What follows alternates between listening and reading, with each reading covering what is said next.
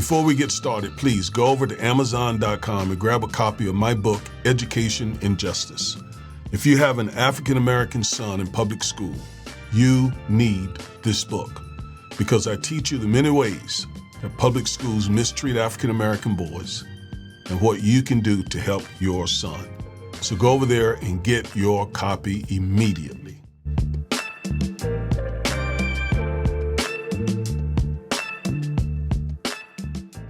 Today is June 25th, 2025. And if you care anything about voting rights, you need to know what this date and day means. Because 12 years ago today, the United States Supreme Court made one of the worst and most dangerous rulings in modern history.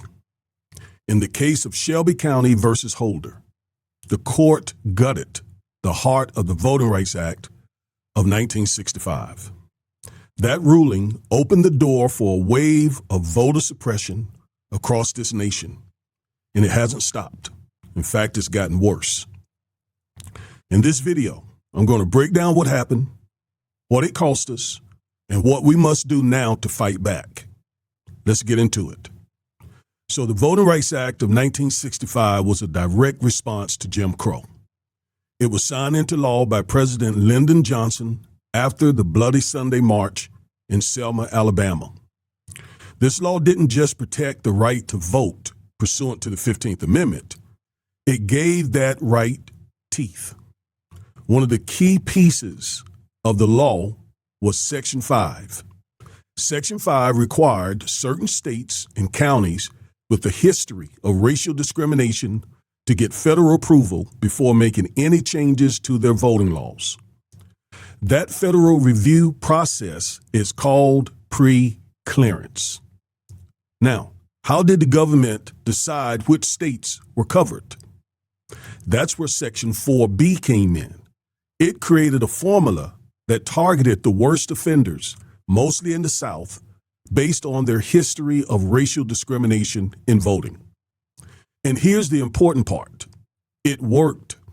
Black voter turnout increased.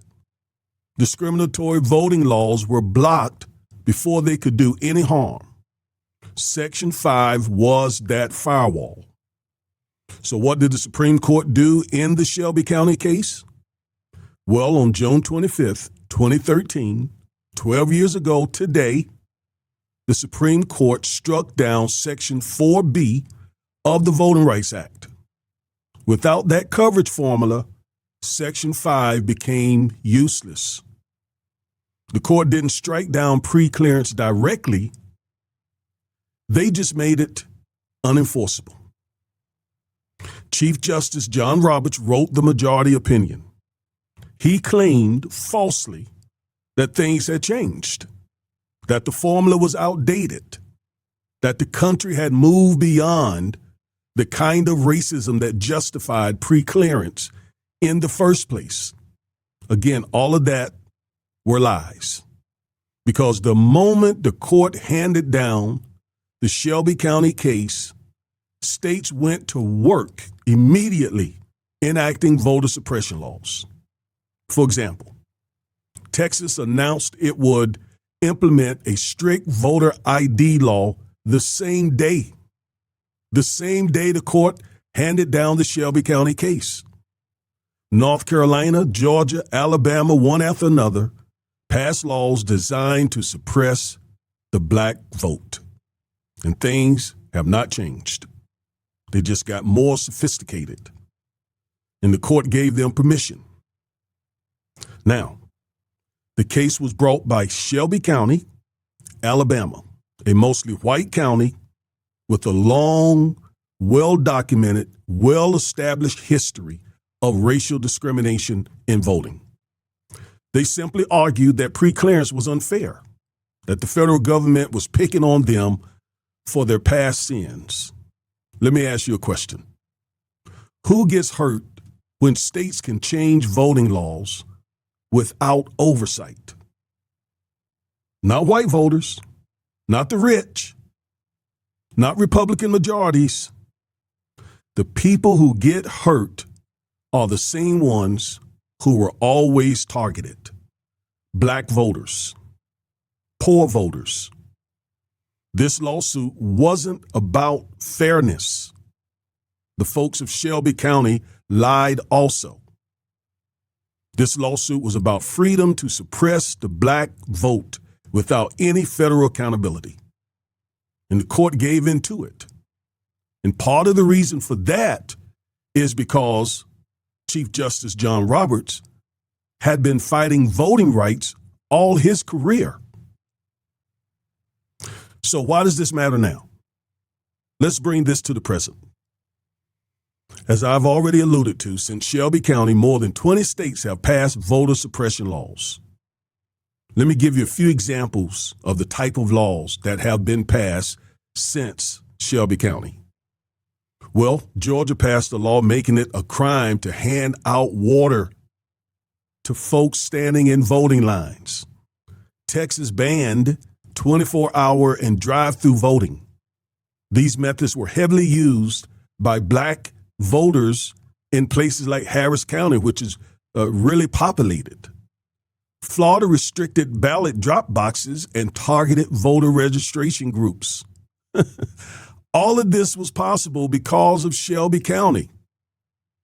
Before that decision, these laws would have been blocked by the Department of Justice under Section 5 pursuant to the preclearance provision.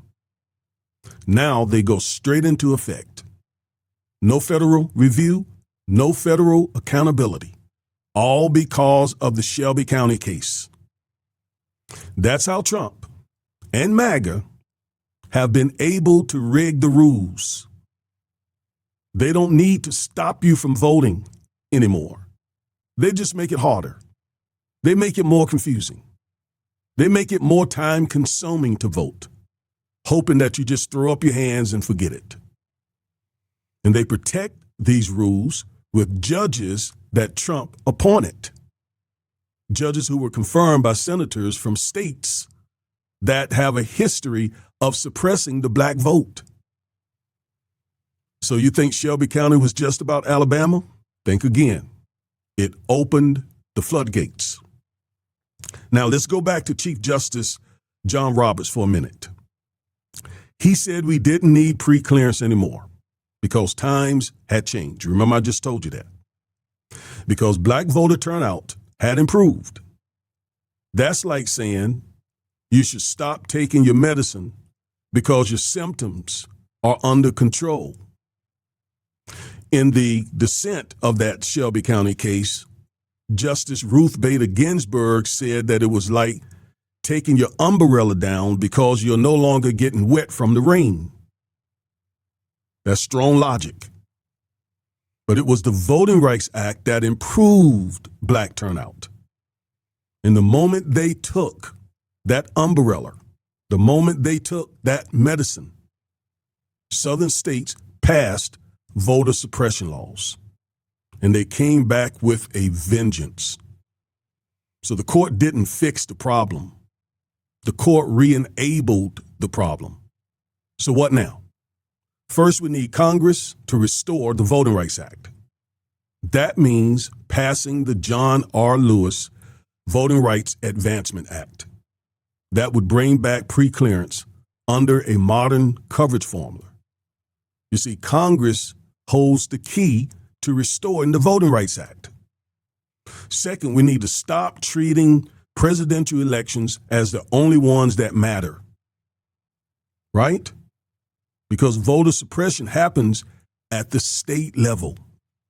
The people who decide how hard it is to vote, such as secretaries of state, state legislatures, county officials, they are elected in off-year elections.